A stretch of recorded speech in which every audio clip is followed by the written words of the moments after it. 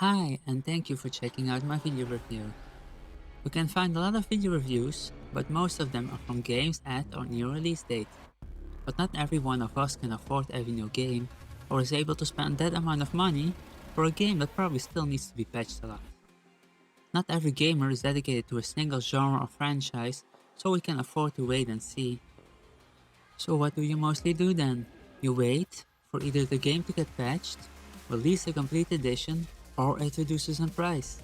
But at that point, the reviews that were made at release aren't representative anymore.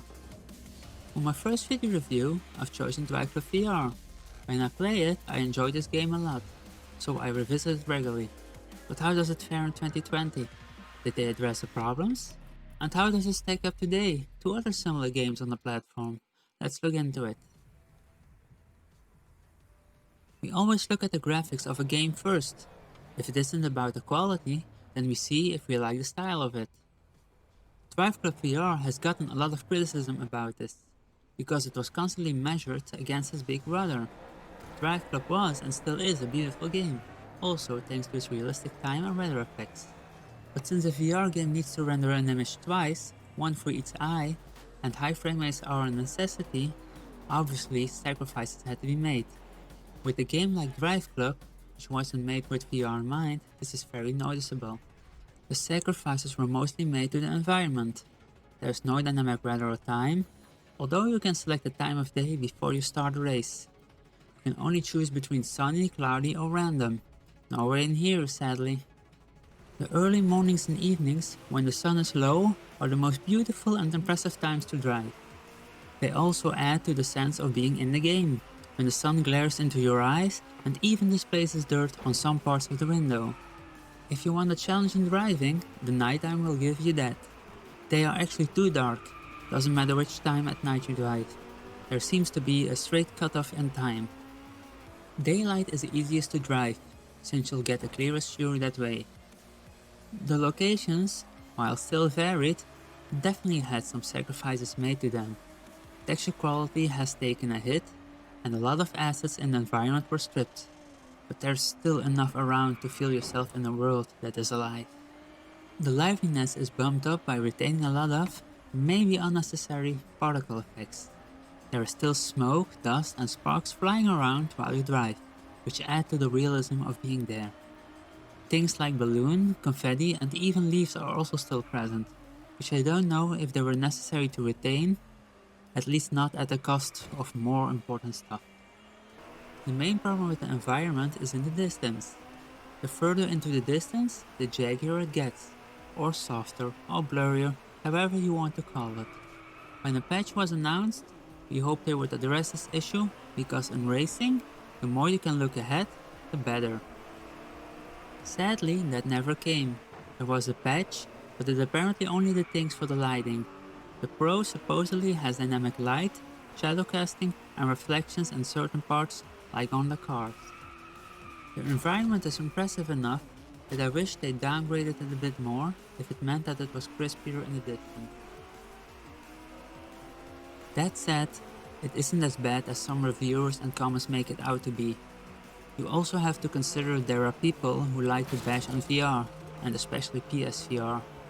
You can see clearly enough into the distance, and not just a few meters like some claim. You have enough time and distance to judge a corner. It's not crystal clear, but you'll manage just fine. Now, that is all about the environment, but what about the cars? Well, these are just impressive and jaw-dropping. Yes, the display of the speedometer and such aren't as crisp, but how many of us really look at it during a race? The information on the extra screen, added in the middle of the car however, that displays all your information like position, challenges or the track, are crisp. You can switch between information or even choose to remove the screen as a whole. Just before the race starts, you have the options to view the car at any angle you want. You can even hit the throttle at that point and see the car shake a bit, or spew out flames. The cars have retained a lot from the original game. These are very realistic. The models are still smooth and seem to retain their shaders and such. They are a real beauty to look at.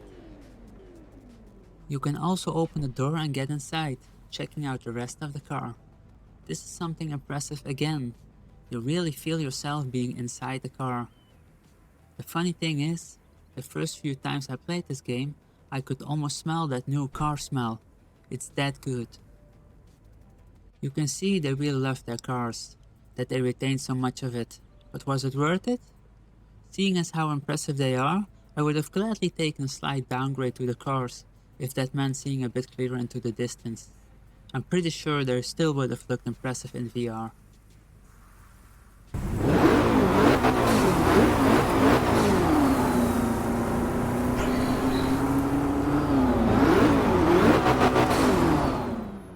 I'm not so much of an audiophile and probably wouldn't pick up on the finer things of it. Audio and sound effects just have to convince me enough, and the music needs to have the right vibe for me. I found the music, although great in itself, to be repetitive after a while, and it even seems to have too much in common with the menu music. So after a few play sessions, I really couldn't stand the music anymore during a race. But you can address this with the extensive audio options at your disposal. If you don't like the music, turn it down a bit. Like the car sounds? Just turn it up some more. That is just what I did. Although I still did find the car sounds too silent for my taste, luckily you can choose if you want the car audio either from the internal or external. The internal option is more muddled, while the external is more airy and louder. The sound effects, while great, lack variety. Although I know the scaled sound effects while crashing against other cars or barriers, they sound alike. So although you can hear the difference between a soft bump and a hard crash, there doesn't seem too much of a difference between crashing into a car or scraping against a car.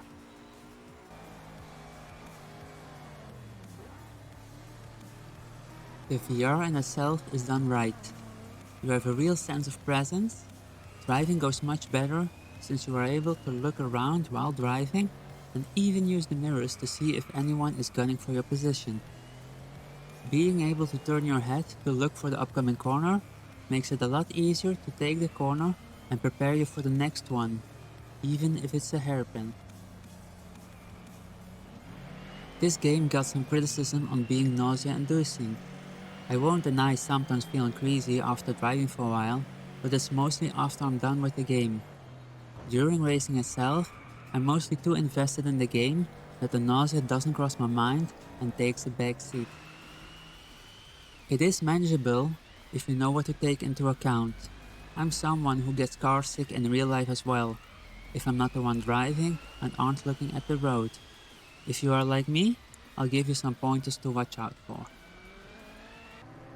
Only play the in-car view. Avoid the front view or behind the car at all costs. The behind the car view tends to feel like you're being dragged by the car instead of driving the car, at least for me. Be careful with the replays. Although they are very fun to do, because you can be in the other racer's car and even switch to the passenger seat if the car has one, they can also give nausea to people with real-life motion sickness. But there is something satisfying about being in another car and see yourself pass by. Takes replays to another level.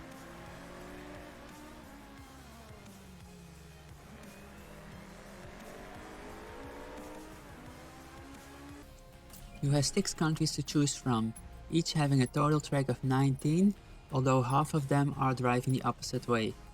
There is a nice variety though. You get point-to-point races, lap races, races on a circuit and small city circuits.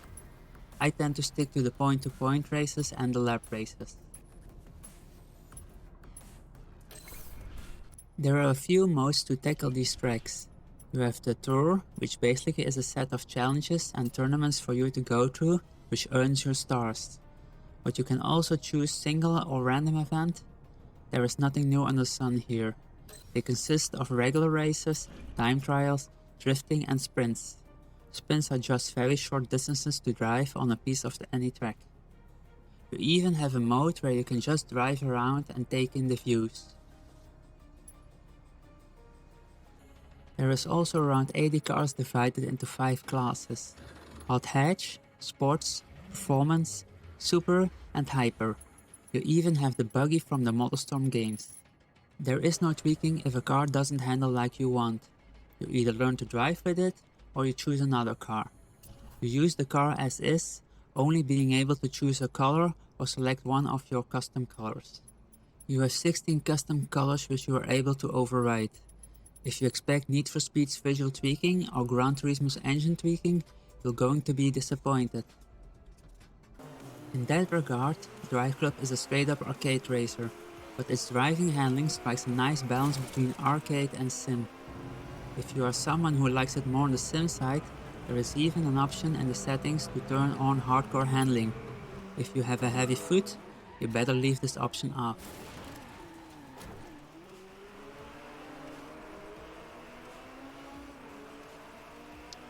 So it seems not much has changed, right? Well, early this year, servers got shut down, and since this game was based around online playing and gaining points as a team, you'll notice its absence. This is apparent from the get-go at the starting menu, as you see some options blacked out. I'm not much of an online player, so I don't miss it that much.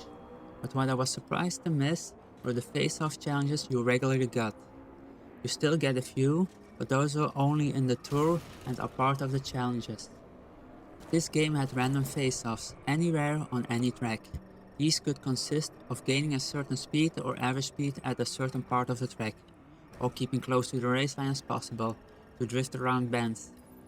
And you got measured against friends or random people online without actually playing online. It was a very smart system that seems to present you a player close to your own capabilities. I like a challenge, but I'm not competitive. But I do have to admit, when a face-off popped up, I mostly tended to go for the challenge, every time trying to do better. And this is one part of what made Driveclub Driveclub. All leaderboards are gone. You can't compare your times with other drivers anymore, or even your own friends, which is a shame. So what effect does this have on you? If you have played it before, it's going to sting a bit, but you already know it's a solid racer. If you never played Driveclub before, you're not missing out, and this is just another fun racer. And that is one of the main things of this game. It's a fun game, and at least in comparison to other racers with VR, this definitely still deserves its spot at the top. On the PlayStation, there aren't that many racers in VR. Wipeout and Dirt Rally are also excellent in VR, but very different racers. So we basically only have Gran Turismo to compare it with, although that game is a sim racer. Gran Turismo's VR mode is crisp, but it's crisp at a cost. It has fairly empty environments and racing is boring in VR, since you can only go up against one other car and that one isn't even a challenge. Whereas with Driveclub, you can select to go up against a total of 7 racers. Driveclub VR may have rubber banding, and at regular times this can be obvious depending on your difficulty setting. Especially near the finish, it sometimes can feel cheap when another racer suddenly slows down or picks up speed. But it keeps a race a race. There are a few times you drive alone, and most of the time you find yourself in the thrill of racing against other cars. The other racers are actually in the car, so when you drive past them, or they pass you, don't be shy to wave to them. To this date, I would still recommend this game to anyone who wants a fun racer, even if everything connected to online playing is gone. The only problem is getting the game, because at least digitally, this game isn't available for purchase anymore. So you have to go hunting for the disc version. And if you have a steering wheel, this game is even more enjoyable. I play mine with the Logitech G25, which I got working through Chronos Max Plus. You get more control that way, and the force feedback is great. If you own this game, I will hold on to it. With Driveclub's history and how it is now, you can say that Driveclub has become a cult game.